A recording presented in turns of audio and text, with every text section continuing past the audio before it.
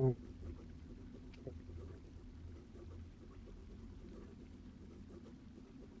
So last time, we let the Shade walk home by himself for the first time. And turning on the game, the Shade was right here in front of the art table. And as you can see, just from the few drawings we've created, the time is already moving much faster. Well, a second or so faster. That qualifies as much faster, doesn't it? So the first thing we wanted to do at the art table is to reflect on the vision that we had just had from eating too many mushrooms. There was one of them there. This figure, he's quite recognizable now. Savior.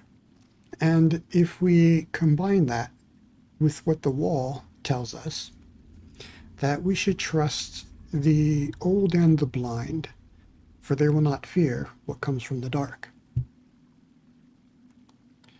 If, however, we look here, if you remember the image of that troll, it's titled Tragedy, and it said the wall told us to do not trust the young because they will fear. And as we saw from the vision, the little spider or creature, whatever it was, that jumped on the troll, she panicked just from something that small. Hello, Cruelty Squad. So it's hard to see the resemblance, but this is the image of that little troll girl. And the title of Tragedy. It parallels what the wall was telling us. There were a few other I wanted to show because we forgot to see them last time. Well, I don't know if it's we forgot or rather I just didn't select the correct colors. But we did see this. We saw the chalice. We saw time. I just neglected to talk about victory and defeat and doubt. So it's the image of some flying creature with its head cut off and bleeding all of its guts. That's a victory. But if it keeps its head, that's a defeat. And doubt would just be between the two of them. It's interesting. There isn't really much to say about it now, but it is something worth pointing out because it is relevant later. Again, another doubt. Victory here, however, is an egg, and defeat is a broken egg. The egg is cracked, but right, defeated. And behold, the hand holding an egg. Again, it's all like interesting stuff, but it will have some relevance to us later. I think that's all I missed. While we're here, I'm going to look at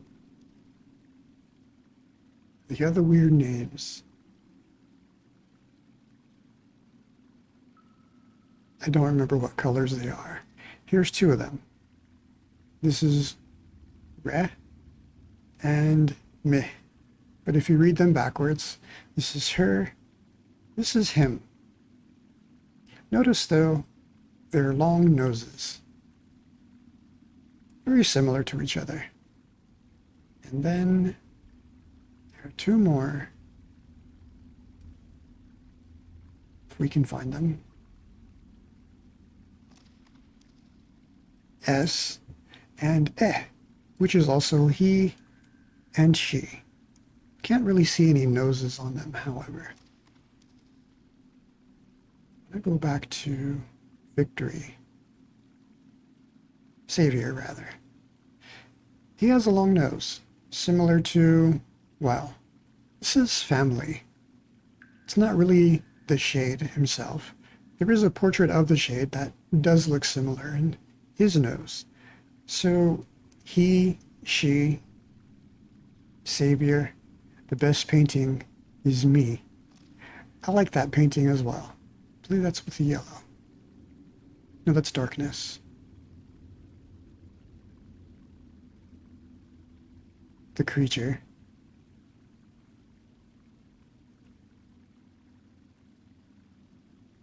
Myself.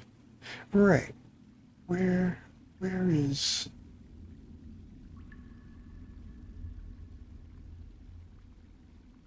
Oh, these ones. Myself. Yeah, there's, I think, 5 of them.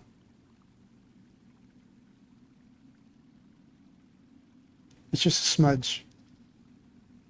I suppose that has to do with the fact that there are no mirrors, as far as we know. Or perhaps he is drawing a mirror.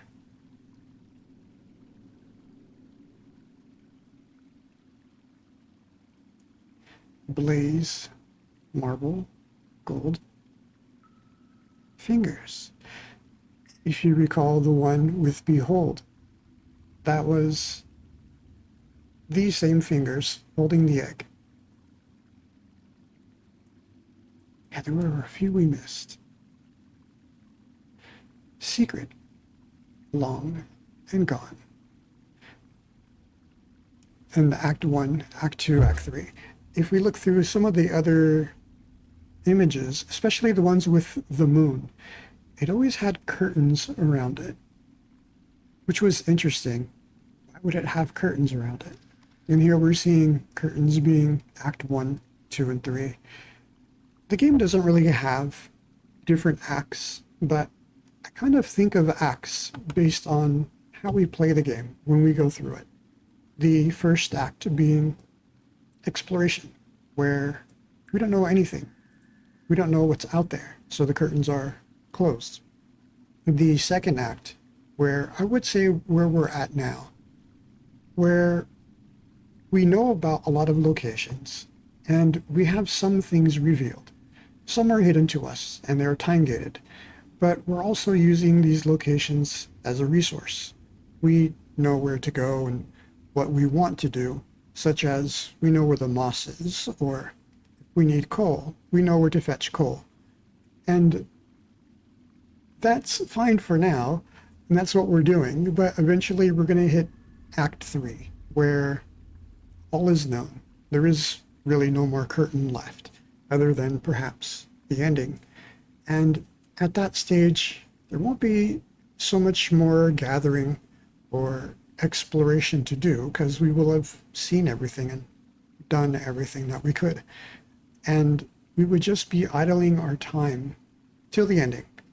So I kind of want to prevent Act 3 from being an enormous thing. So I want to spend a bit of time idling in between exploration. Yesterday we went up, we found some mushrooms, and we started, whoa, what else did we do? We gave some things to the face, and the face told us some interesting tales, and we had unlocked 3 new questions we could ask the face. And as we're playing, we're gonna just pick up coal as we go. But I kind of want to spend some time here in our little home, just idle some time for today, and then we'll go out and we'll explore more tomorrow. So for idling time, current thing I want to continue doing is reading more of this book. I'm enjoying this book. I've never read it before. It was written by, oh no, I've forgotten his name. It's a famous German guy. His name will come to me. He wrote this book kind of about philosophy. I guess a philosophy that he had written, but rather than presenting his philosophy as like stone tablets, you know, saying this is how people shall live, he wrote it in a fun, creative way through this character Zarathustra. And Zarathustra, from what we learned of the story so far, tried to present his wisdom to the people. And he found that it didn't work, and it failed him. And so he decided to go about things in a different way. Oh, we have idle reading gone. And he was starting to read on his own. Our shade will sit and read by himself if we leave him. He's read through the entire book of Moby Dick. We may do that today as well. We'll set him to read another book. There's a decent one. And that'll just help us progress through some time.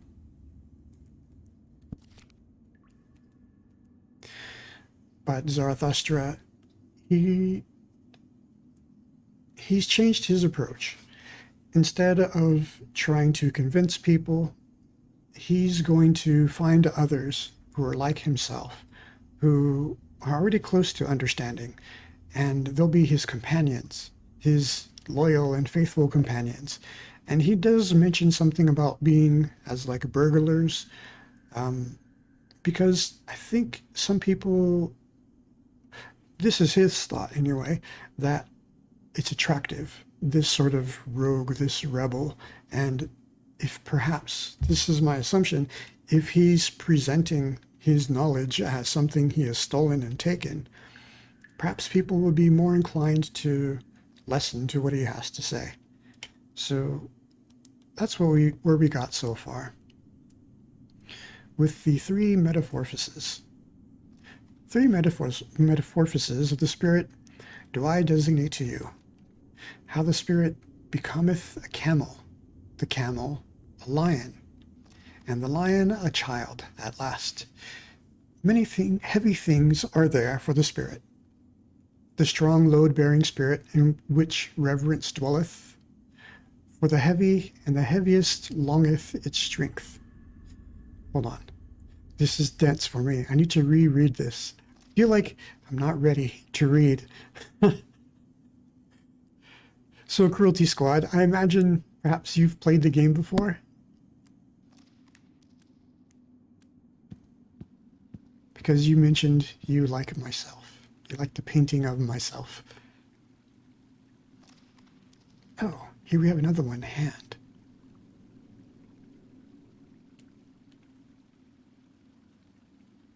I want all of these on my wall with a title.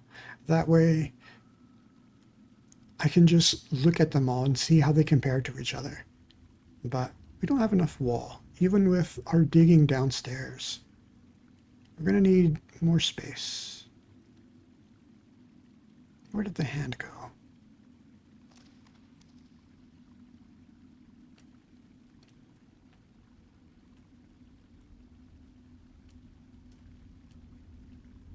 Well, the hand has left. I wanted to draw this one. Here we go, since I see it.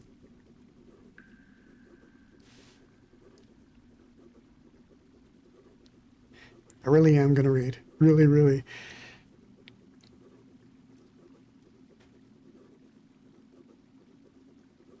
I just needed to walk away for a moment, take a break.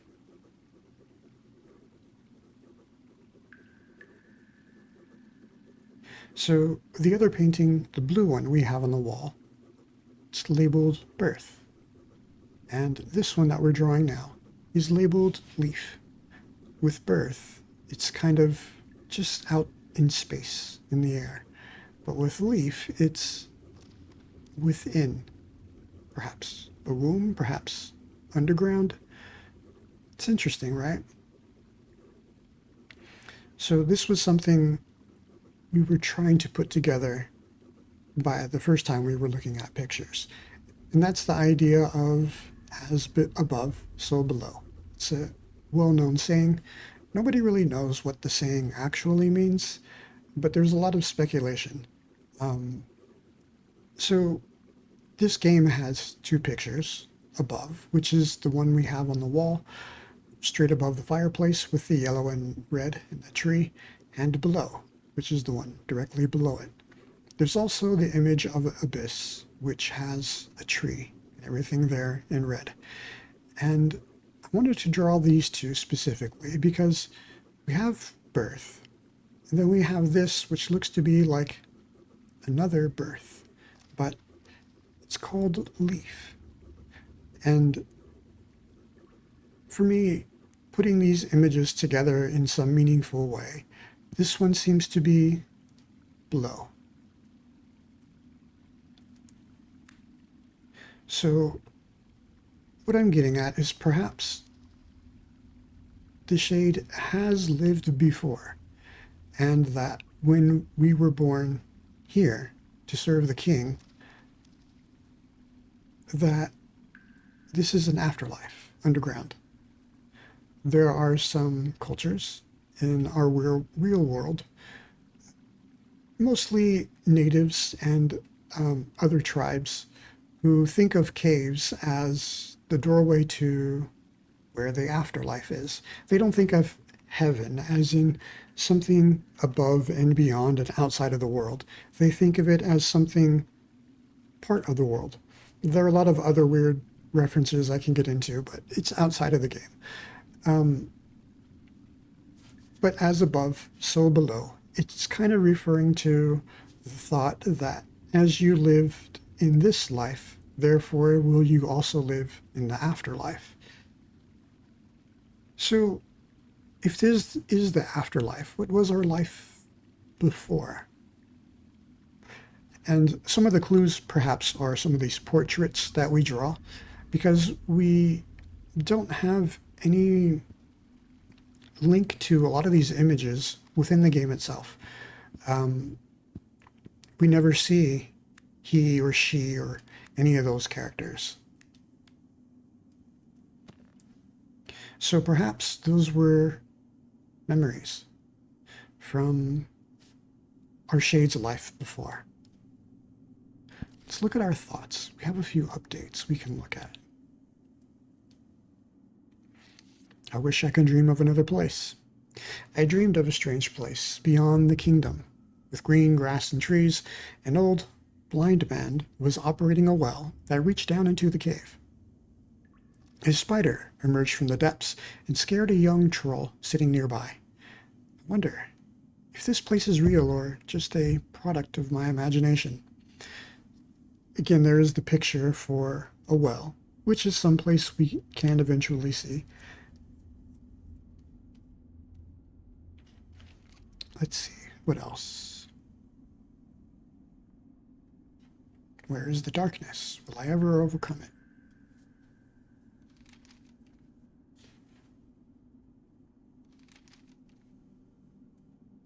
Lice pictures. We've crossed that out. We've drawn all the different lice colors, or we've drawn lice in all the colors available. I don't think you need to draw it in each color, just 5 of them.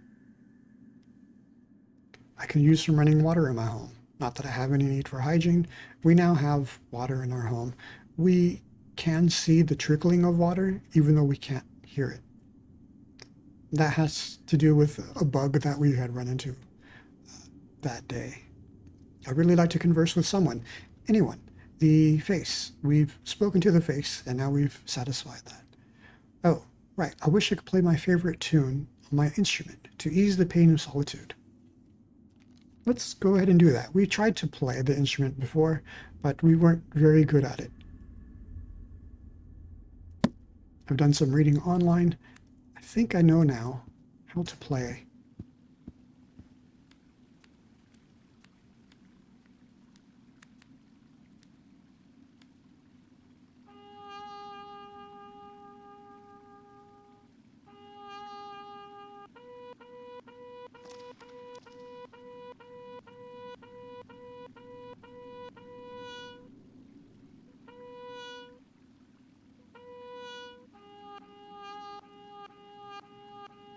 Okay, I don't know how to play.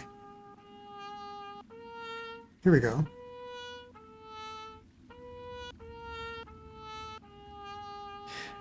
I'm going to play that note, that series of notes again, and I want you to pay attention to the time.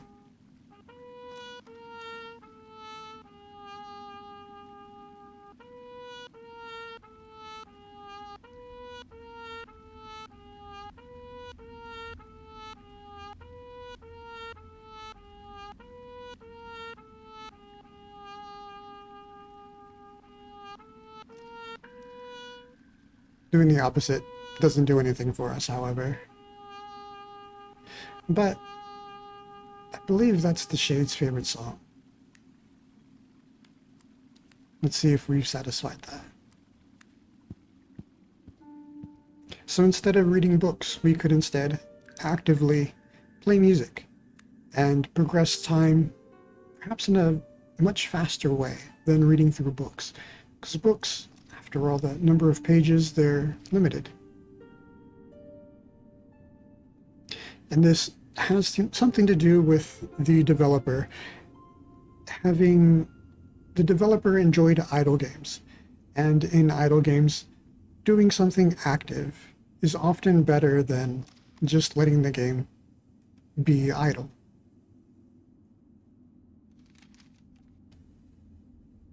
There it is. We've satisfied the beautiful melody that's playing in our head.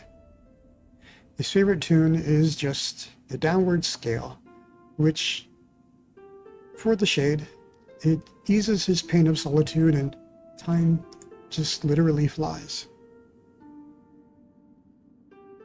Alright, I feel better. Let us begin again to continue. Thus spoke Zarathustra. 3 metamorphoses of the spirit do I designate to you. The spirit becometh the camel a lion, and the lion at last a child. Many heavy things are there for the spirit, the strong load-bearing spirit, in which reverence dwelleth. For the heavy and the heaviest longeth its strength. What is heavy? So asked the load-bearing spirit. Then kneeleth it down like the camel, and wanteth to be well laden. What is the heaviest thing, ye heroes? Asked the load-bearing spirit, that I may take it upon me and rejoice in my strength. Is it not this, to humiliate oneself, in order to mortify one's pride, to exhibit one's folly, in order to mock at one's wisdom?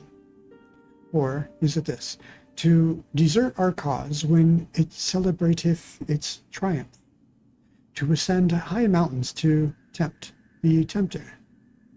Or is it this, to feed on the acorns and grass of knowledge, and for the sake of truth to suffer hunger of the soul?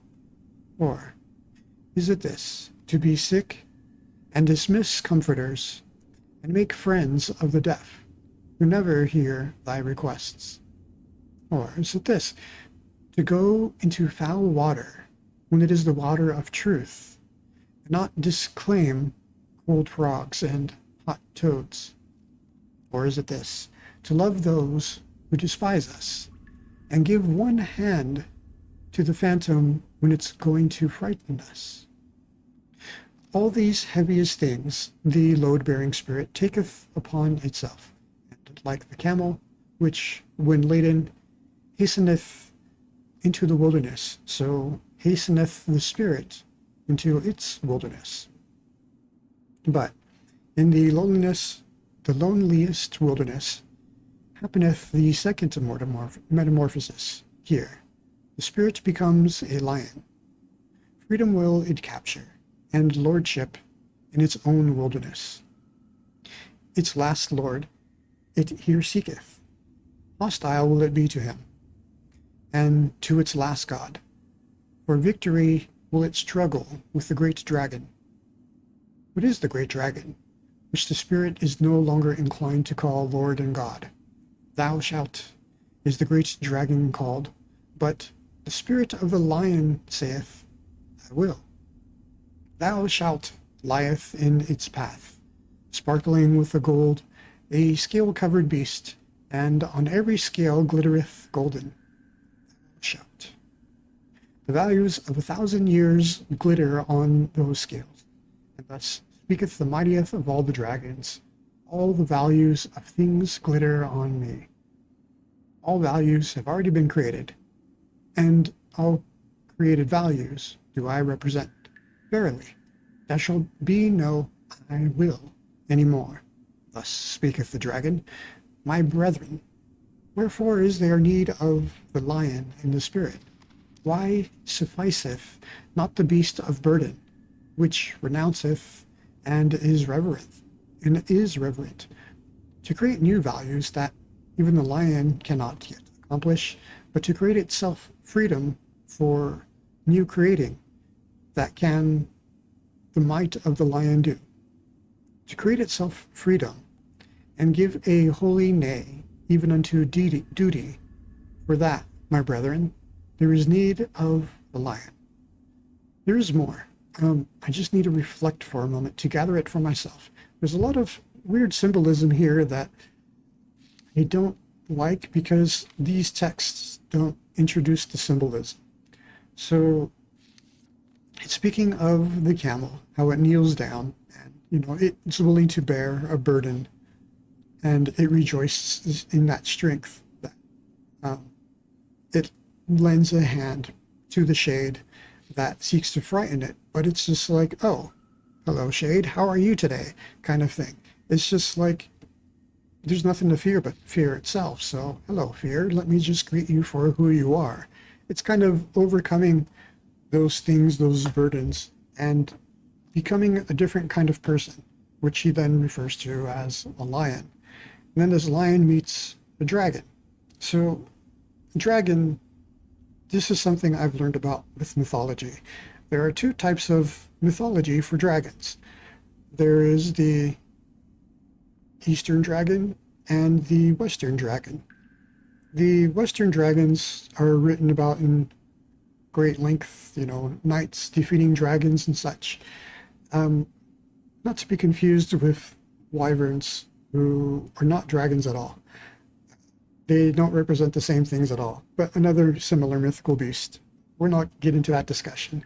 The Eastern dragons, they represent directions of strength, of power, the essence of, what can you say, the essence of the top tier of of that strength. If you refer to like a specific direction being one element, north, south, east, west, the Eastern cultures, they have these things. And each of these dragons represent the full might of that element. This is different than the Western dragons, where Western dragons, they're made to represent all of mankind's vices. The example is the knight who wishes to defeat the dragon. And the dragon, it has within its chamber a lovely maiden. It has riches. It has food. It has everything it needs, but to excess abundance. In some way, you can think of them as the dragon is also always sleeping on its hoard, kind of thing. You can think of this in more religious terms as like the seven deadly sins sort of thing, where you have greed, you have lust, you have sloth, envy, all these things the dragon represents. And the knight represents defeating that dragon. Defeating your own inner demons is also referred to as defeating your own dragons. What are your dragons? What are those things you need to defeat within yourself? Are you a greedy person? Are you a lazy person? You need to fight those dragons. In some way, the references this book is telling us with the camel, isn't that what the camel is doing? But it's saying that the lion is the one that meets with this dragon. And thou shalt is something that's written on this dragon, sparkling in gold, in all of its scales. So understanding that and then rereading this, I think it adds a little bit of understanding, for me anyway.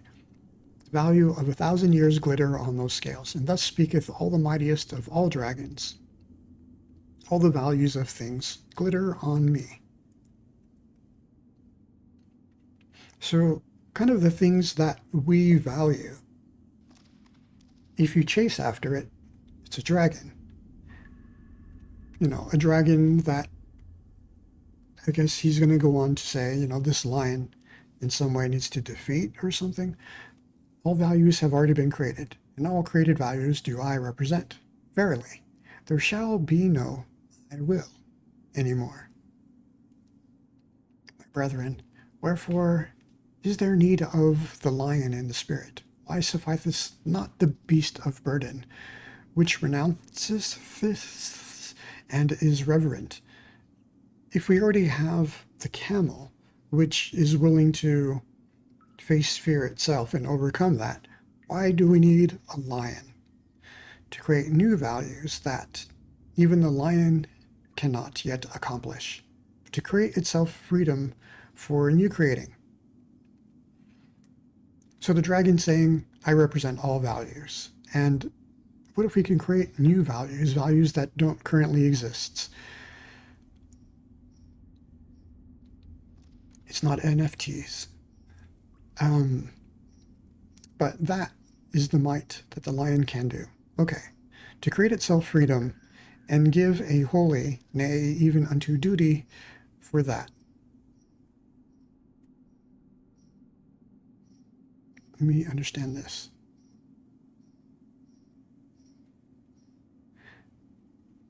There is need of the lion to create a holy duty. I think it's a little bit lost in translation here. I'm just going to continue on. To assume the right to new values, that is the most formidable assumption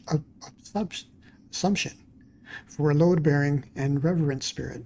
Verily, unto such a spirit it is praying, and the work of a beast of prey. As its holiest, it once loved thou shalt. Now it is forced to find illusion and arbitrariness even in the holiest things, that it may capture freedom from its love. The lion is needed for this capture. But tell me, my brethren, what the child can do, which even the lion could not do. Why hath the praying lion still to become a child? Innocence is the child, and forgetfulness, a new beginning, a game, a self-whirling wheel, a first movement, a holy yea. Yeah? Aye. For the game of creating, my brethren, there is needed a holy yea unto life, its own will. Willeth now the spirit, his own world, winneth the world's outcasts. 3 metamorphoses of the spirit have I designated to you. How the spirit became a camel, the camel a lion, and the lion at last a child. Thus spake Zarathustra, and at the time he abode in the town which is called the Pied Cow. What a silly name. The academic chairs of virtue. Okay, so he didn't really speak this to someone. It's just kind of the knowledge he came upon to himself or something at this place, and it became significant. People commended unto Zarathustra a wise man, as one could discourse well about sleep and virtue. Greatly was he honored and rewarded for it, and all the youths sat before his chair. To him went Zarathustra, and sat among the youths before his chair, and thus spake the wise man, Respect and modesty in presence of sleep. That is the first thing, and to go out of the way of all who sleep badly, and keep awake at night. Modest is even the thief in presence of sleep. He always stealeth away softly through the night. Immodest, however, is the night watchman. Immodestly he carrieth his horn. No small art is it to sleep. It is necessary for that purpose to keep awake all day.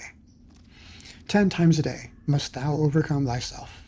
That causeth wholesome weariness, and is poppy to the soul. 10 times must thou reconcile again with thyself, for overcoming is bitterness, and badly sleep the unreconciled.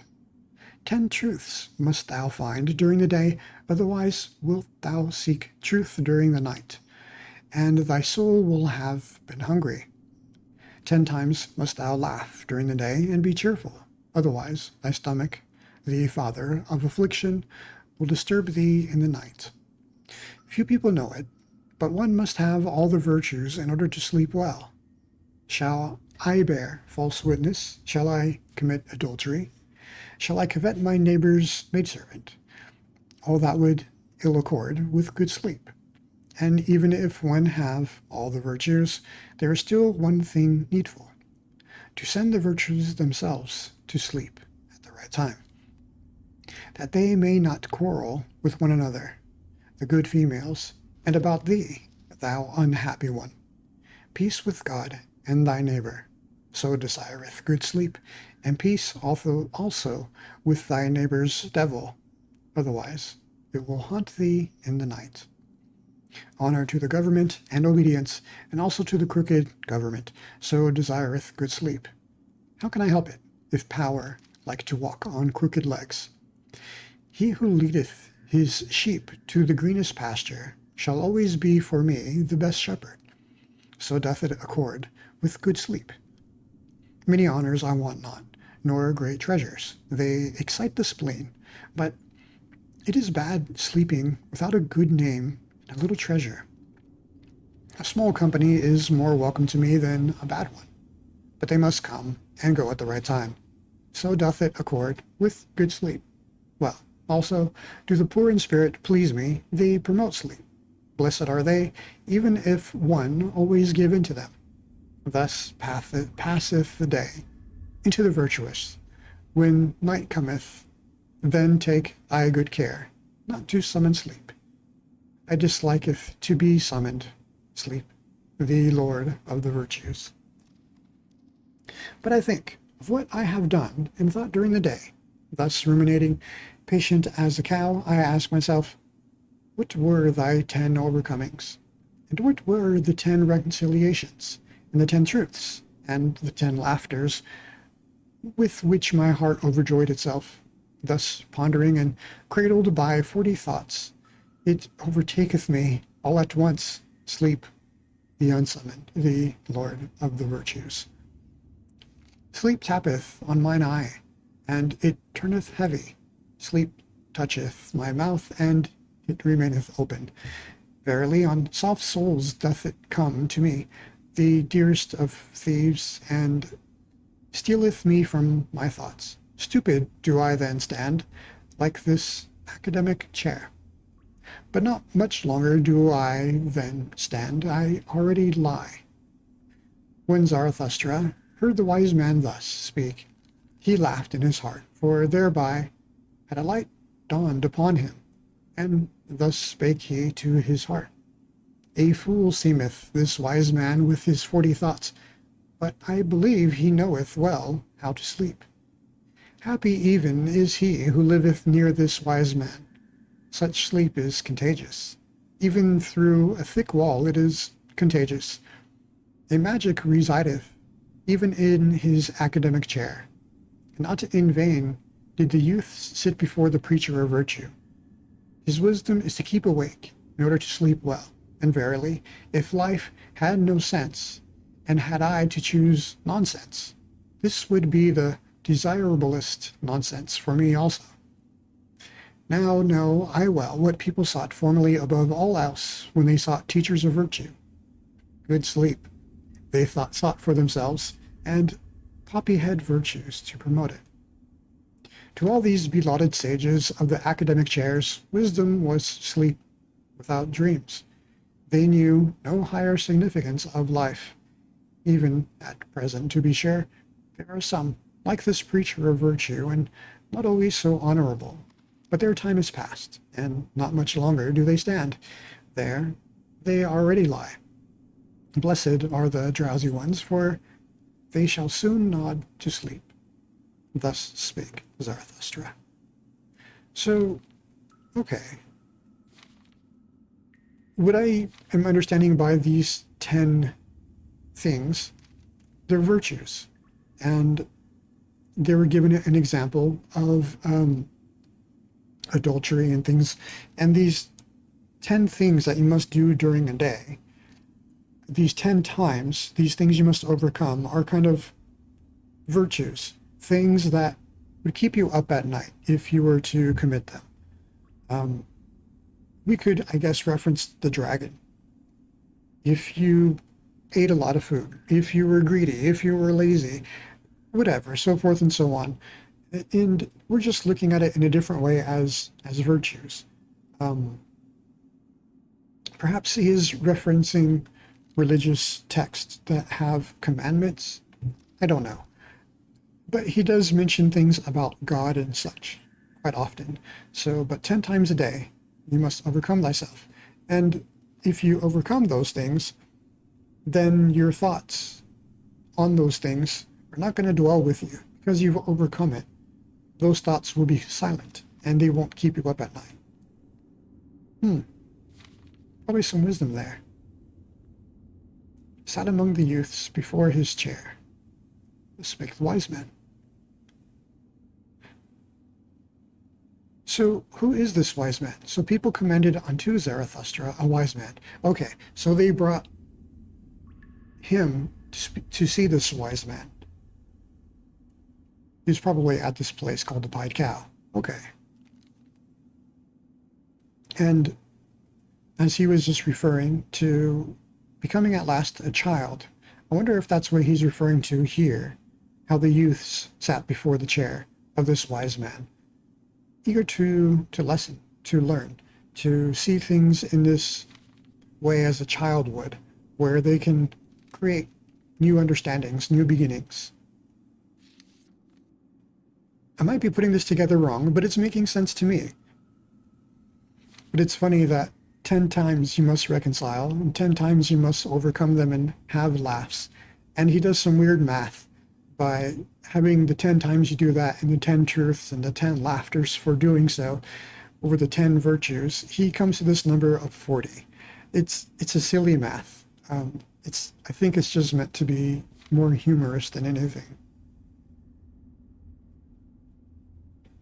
But it's funny how the sleep comes upon them and their mouth hangs open, probably snoring, and he's in his sleep.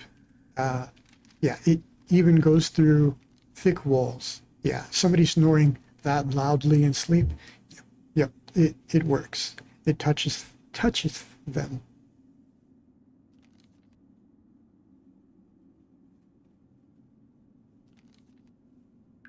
And not in vain did the youth sit before the preacher of virtue.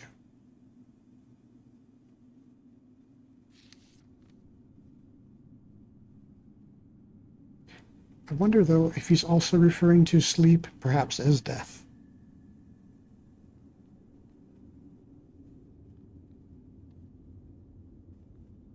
But their time is past, and not much longer do they stand. There they already lie. Huh. Not certain. Backworldsmen. Once on a time, Zarathustra also casts his fancy beyond man, like all backworldsmen. The work of a suffering and tortured god did the world then seem to me. The dream and diction of a god did the world then seem to me, colored vapors before the eyes of a divinely dissatisfied one, good and evil, and joy and woe. And I and thou, colored vapors did they seem to me before creative eyes. The Creator wished to look away from himself. Thereupon, he created the world. Intoxicating joy is it for the sufferer to look away from his suffering and forget himself. Intoxicating joy and self-forgetting did the world once seem to me. This world, the eternally imperfect and eternal contradictions image and imperfect image, an intoxicating joy to its imperfect creator. Thus did the world once seem to me. Thus, once on a time, did I also cast my fancy beyond man, like all backworldsmen. Beyond man, forsooth? Ah, ye brethren, that God whom I created was human work and human madness. Like all the gods, a man was he, and only a poor fragment of a man, an ego. Out of mine own ashes and glow it came unto me, that phantom, and verily it came not unto me from the beyond. What happened, my brethren? I surpassed myself, the suffering one. I carried mine own ashes to a mountain, a brighter flame I contrived for myself, and lo, thereupon the phantom withdrew from me. To me, the convalescent would it now be suffering and torment to believe in such phantoms. Suffering would it now be to me, and humiliation. Thus speak I to backworldsmen.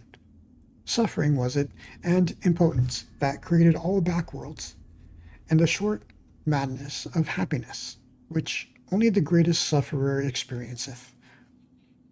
Weariness, which seeketh to get to the ultimate with one leap, with a death leap, a poor ignorant weariness, unwilling even to will any longer. That created all gods and backworlds. Believe me, my brethren, it was the body which despaired of the body. It groped with the fingers of the infatuated spirit at the ultimate walls. Believe me, my brethren, it was the body which despaired of the earth. It heard the bowels of existence speaking unto it. And then it sought to get through the ultimate walls with its head, and not with its head only into the other world, but that other world is well concealed from man, that dehumanized, inhuman world, which is a celestial knot, and the bowels of existence do not speak unto man, except as man. Verily, it is difficult to prove all being, and hard to make it speak. Tell me, ye brethren, is not the strangest of all things best proved? Yea, this ego, with its contradiction and perplexity, speaketh most uprightly of its being, this creating, willing, evaluating ego, which is the measure and value of things. And this most upright existence, the ego, it speaketh of the body, and still implieth the body, even when it museth and raveth and fluttereth with broken wings. Always more uprightly learneth it to speak, the ego. And the more it learneth, the more doth it find titles and honors for the body and the earth. A new pride taught me mine ego, and that teach I unto men, no longer to thrust one's head into the sand of celestial things, but to carry it freely, a terrestrial head, which giveth meaning to the earth. A new will teach I unto men, to choose that path which man hath followed blindly, and to approve of it, and no longer to slink aside from it, like the sick and the perishing. The sick and the perishing. It was they who despised the body and the earth, and invented the heavenly world, and the redeeming blood drops. But even those sweet and sad poisons they borrowed from the body and the earth. From their misery they sought to escape, and the stars were too remote for them. Then they sighed, oh, that there were heavenly paths by which to steal unto another existence and into happiness. Then they contrived for themselves their bypaths and bloody draughts. Beyond the sphere of their body and this earth, they now fancied themselves transported, these ungrateful ones. But to what did they owe the convolution and rapture of their transport? To their body and this earth. Gentle is Zarathustra to the sickly. Verily, he is not indignant at their modes of consolation and ingratitude, but they become convalescents and overcomers, and create higher bodies for themselves. Neither is Zarathustra indignant at a convalescent who looketh tenderly on his delusions, and at midnight stealeth round the grave of his God. But sickness and a sick frame remain even in his tears. Many sickly ones have there always been among those who muse and languish for God. Violently they hate the discerning ones, and the latest of virtues, which is uprightness, backwards, the always gates towards dark ages, then, indeed, were delusion and faith something different. Raving of the reason was likeness to God, and doubt was sin. Too well do I know these godlike ones. They insist on being believed in, and that doubt is sin. Well, too well also do I know what they themselves most believe in.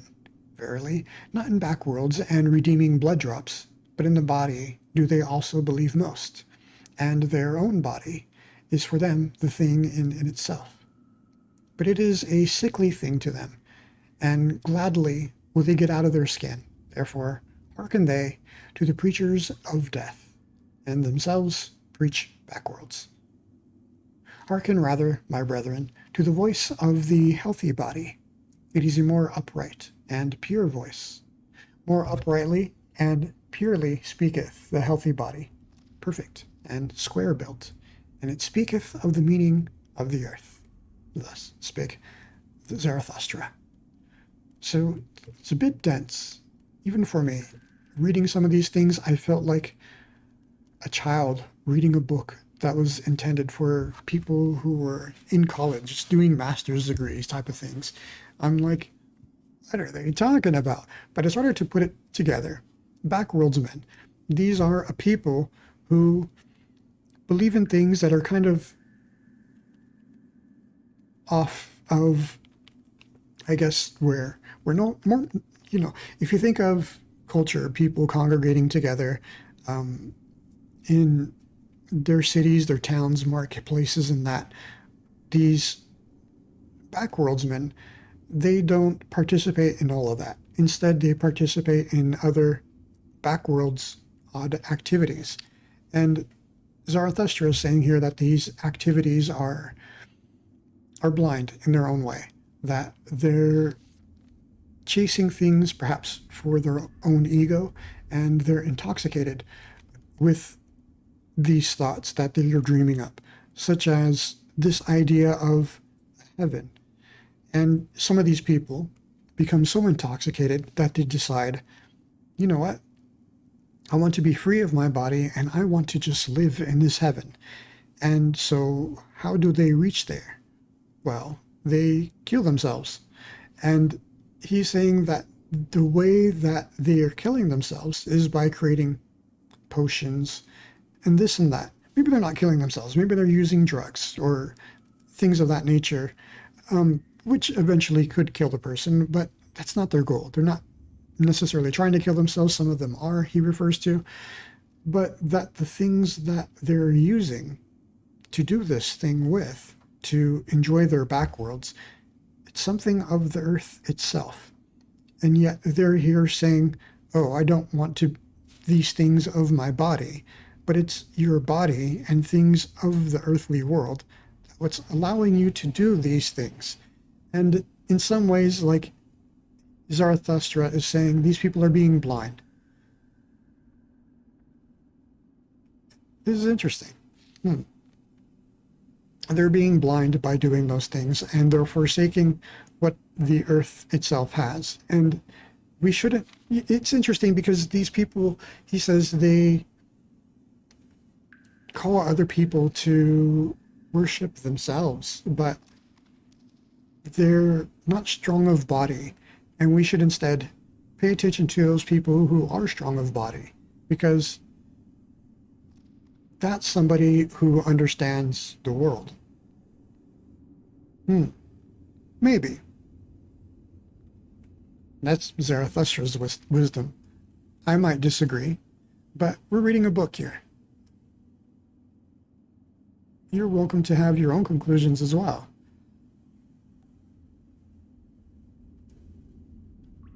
The ego, the more it learneth, the more doth it find titles and honors for the body and the earth.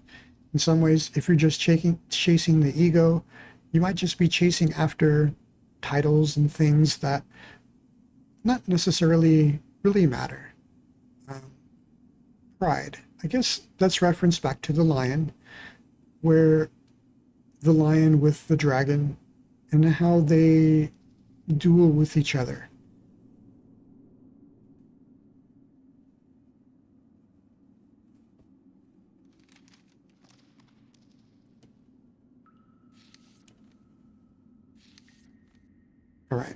Um, Zarathustra, he doesn't think badly of these people, the sickly, those whose bodies are perhaps failing them, that they're seeking for something else, these back worlds to idle their time in, perhaps. Um, he's not indignant to those who looketh tenderly on their delusions. For some people, that's all they have, and that's, unfortunate for them. But to not to think badly of these people and to be like, oh, I am better because I am of the earth. It's not about that, because that themselves is it's chasing after a title, right?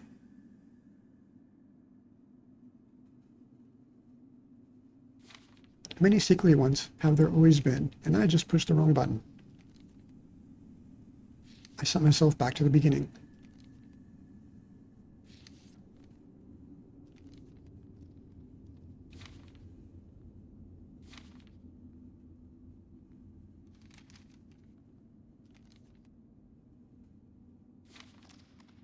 I used to think for a speedrun that you would just come back here and read through books quickly. Now that I know about the music and the ability to move time by 10 minutes at a time, it might be faster to just collect those pieces for the musical instrument. Hmm. Hmm. Here I am pondering speedrun things. I shouldn't do such things because that just means I'm going to start digging further and I'm going to start to create routes. And once my mind starts routing, that's something that will keep me up at night.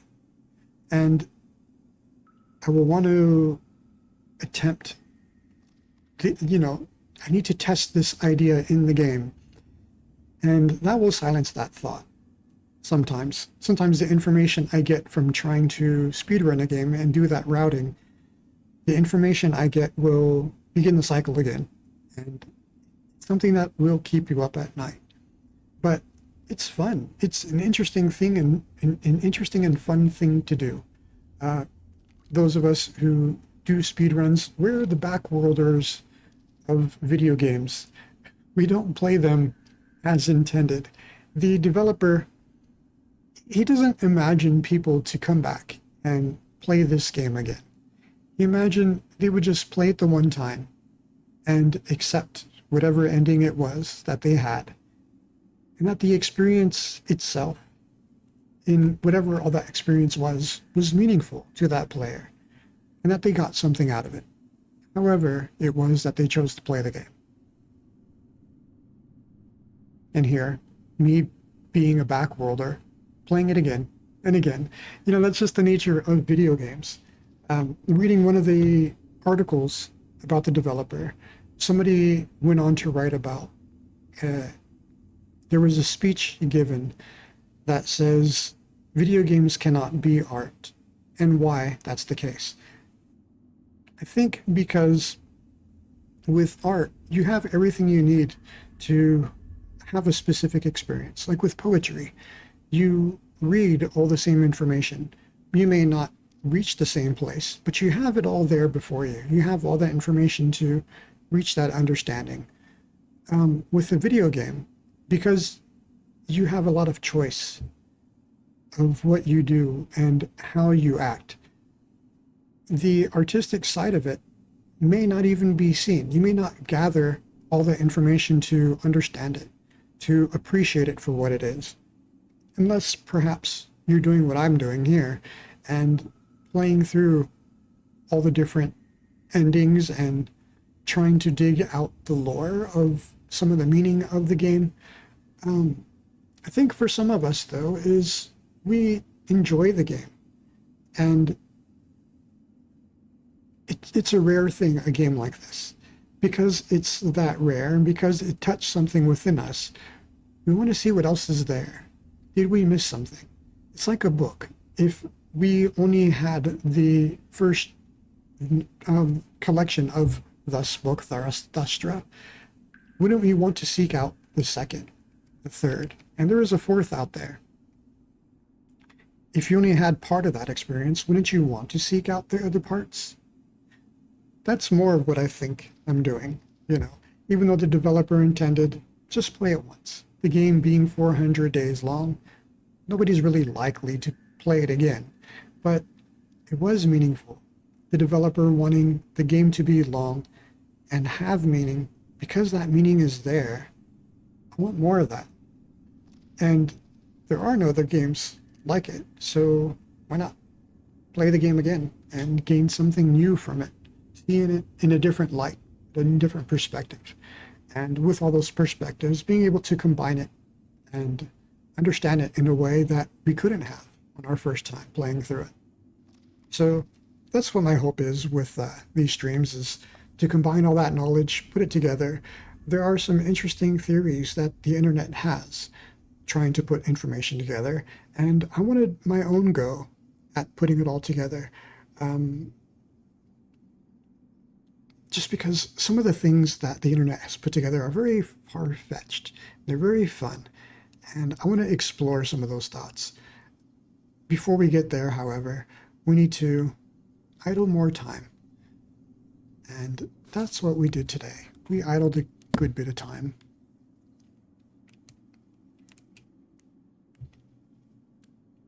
Sit in our chair. Sit and stare.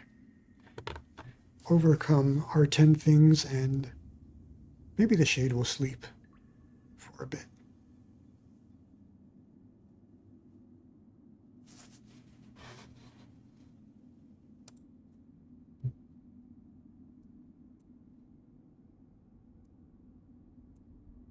And you too. Sleep well.